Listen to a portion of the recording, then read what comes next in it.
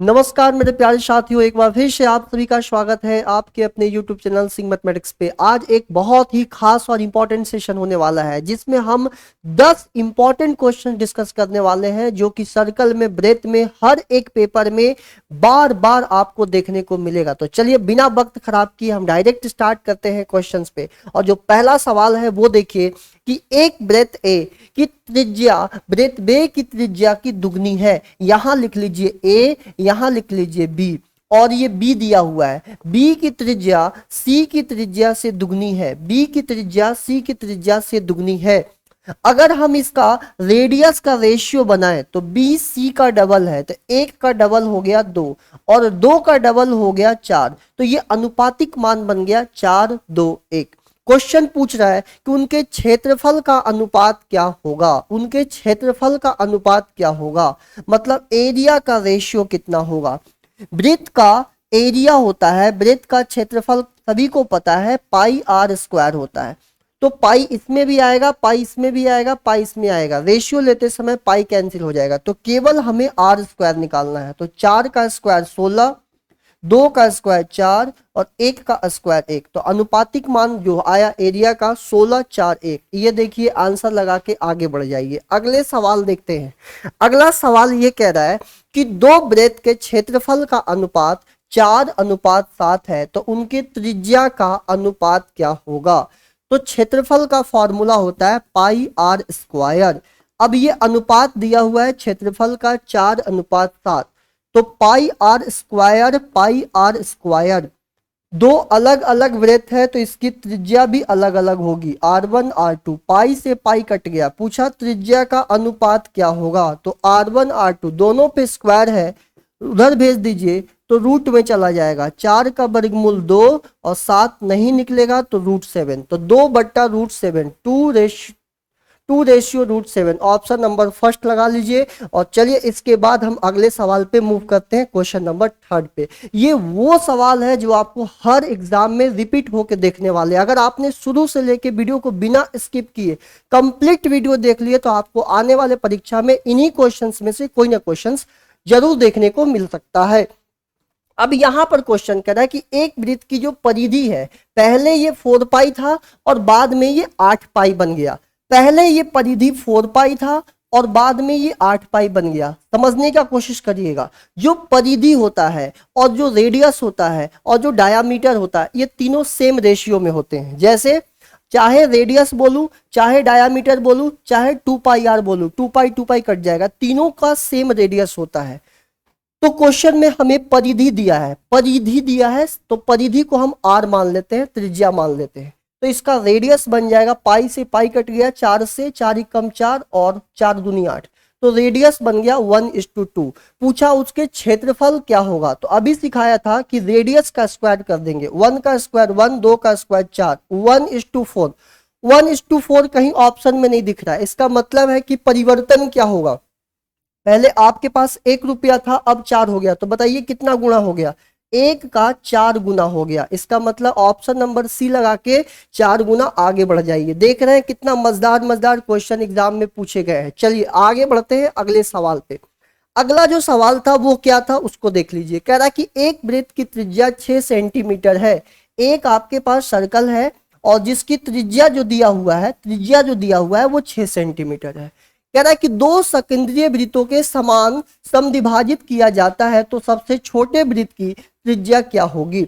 अब इसके अंदर दो सर्कल सकेंद्रीय का मतलब जिसका सेंटर सेम हो। अब इसके अंदर मैं एक सर्कल डाल दिया और एक सर्कल और डाल दिया, लेकिन जैसे ही दो सर्कल रखा तो पूरा जो सर्कल था वो 3 बराबर भागों में बट गया। यहां देखिए, एक ये भाग हो गया, व्हाइट कलर से दिखाया जा रहा है।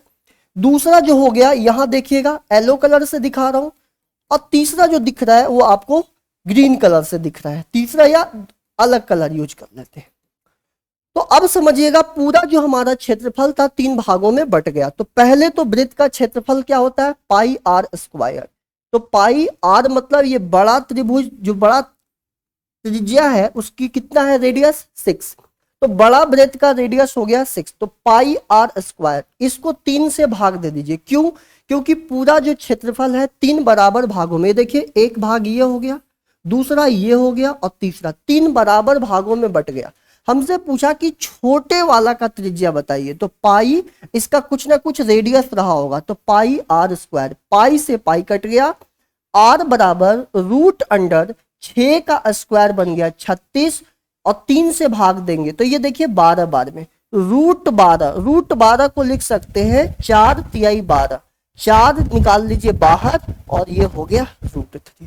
तो 2√3 लगा के आगे बढ़ जाइएगा, ऑप्शन नंबर फर्स्ट। देखिए ये सारे क्वेश्चंस जो है ना, ये बार बार आपको पेपर में देखने को मिलेंगे। इतने ये क्वेश्चंस इंपॉर्टेंट है कि अगर आप लास्ट ईयर के क्वेश्चंस देखेंगे डिफरेंट एग्जाम में, चाहे वो रेलवे का हो, चाहे वो एसएससी का हो, चाहे स्टेट लेवल का एग्जाम हो, ये क्वेश्चन आपको रिपीट होके देखने को मिले। और भी दिखाते हैं और भी बढ़िया सवाल। देखिए ये देखिए, इस क्वेश्चन को देखते हैं। कहता कि चक्रावार बनाने वाले 2 संकेंद्रीय वृत्तों की परिधि 88 सेंटीमीटर और 66 सेंटीमीटर है। जैसे एक वृत्त है और एक वृत्त और है, इनका सेंटर सेम है, तो बाहर वाले का परिधि दिया हुआ है 88 सेंटीमीटर और अंदर वाले का दिया है 66 सेंटीमीटर।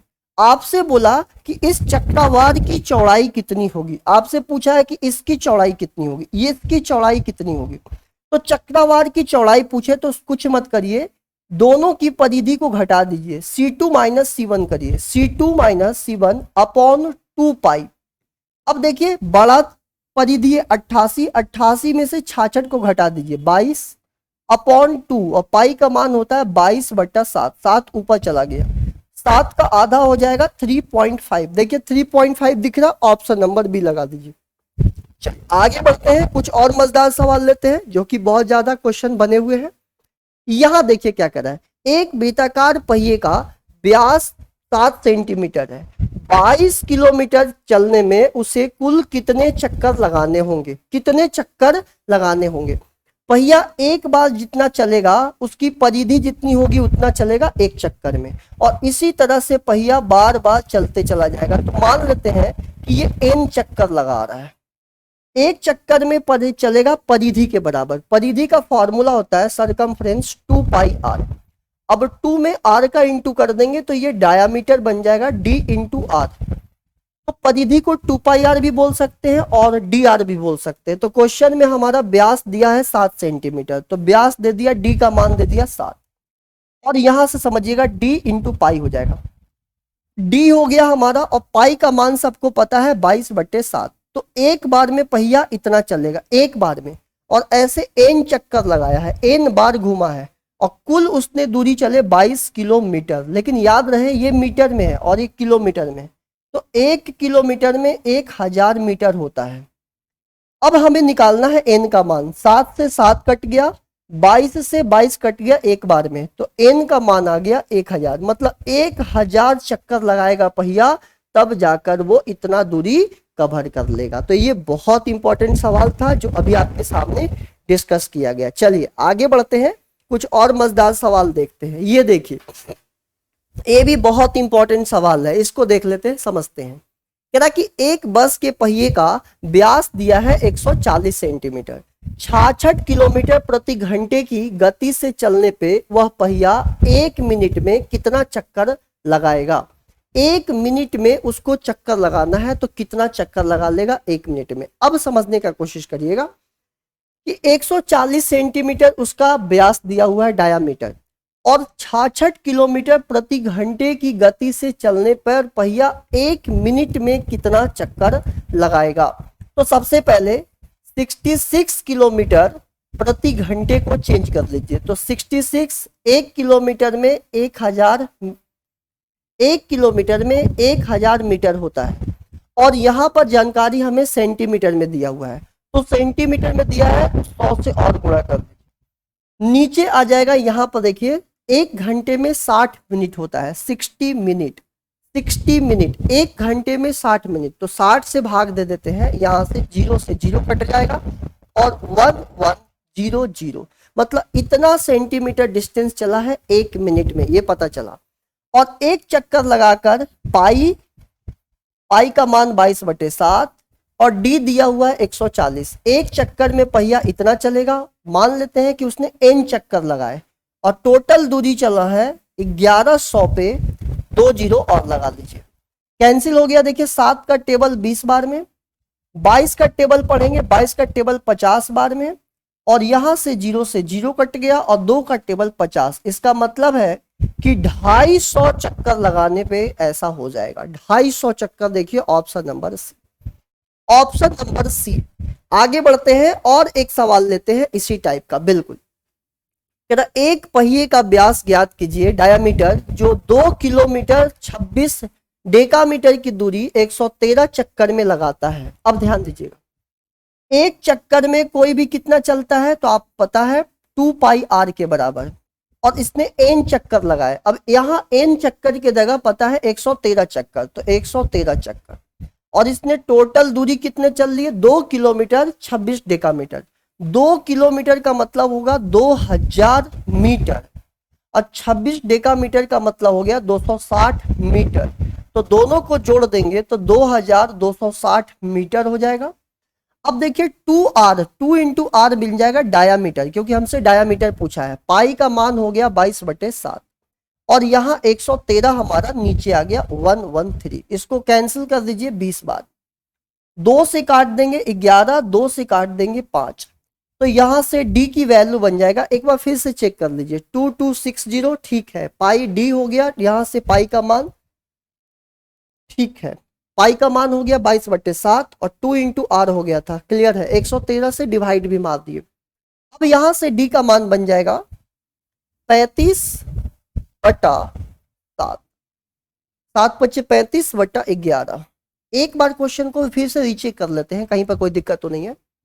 2 किलोमीटर और 26 डेकामीटर, यहां पर देख लेते हैं, kilo, hecto, deca, metre, deci, centi, milli. तो किलो को मीटर में लाने के लिए 1 2 3, तो 3 जीरो लग गया।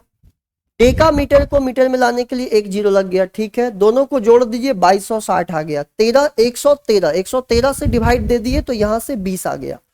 और क्वेश्चन है कि पाई डी। अब एक चीज समझिएगा, थोड़ा सा मिस्टेक हम लोग कर रहे थे, यहां पर सभी लोग समझने का प्रयास करिएगा। एक चक्कर में उसने पाई डी, तो डी का मान हमें निकालना है, तो डी का डी रखने दीजिए। अब पाई के जगह पे 22/7 रख दिया, क्लियर है यहां तक। अब यहां से समझने का प्रयास करिएगा, ये कट गया था 20 बार में, इसके बाद हमें डी निकालना है, तो 20 में 100 से गुणा कर दीजिए और नीचे आ जाएगा 22, 20 सत्ते 140 और नीचे 22, 2 का टेबल पढ़ लीजिए, तो 70/11, 70/11 मतलब 11 6 66, 6 सही 4/11, तो ऑप्शन नंबर बी हो जाएगा। बस यहाँ पर एक कन्वर्जन ध्यान रखना है और कुछ भी नहीं है। कन्वर्जन एक ध्यान रखिएगा, kilo, hecto, decametre, deci, centi, milli. चलिए, इसी तरह के मैं आप लोग को एक होमवर्क पे क्वेश्चन दे रहा हूं, और ये क्वेश्चन आपका होमवर्क का क्वेश्चन रहेगा। सभी लोग कमेंट में जरूर बताइएगा कि इसका उत्तर क्या आ रहा है। ये आप लोगों का होमवर्क का क्वेश्चन रहेगा, और ये कमेंट में बताना। और वीडियो अगर पसंद आया हो तो जरूर अपने दोस्तों, भाइयों, साथियों, मित्रों में शेयर करिएगा और लाइक बटन पे हिट कर दीजिएगा। इसी तरह का यूजफुल कंटेंट कम समय में मैक्सिमम बातें डिलीवर आपको होती रहेगी। तो चलिए, इस वीडियो के लिए इतना ही, मिलते हैं अगले वीडियो में, तब तक के लिए धन्यवाद।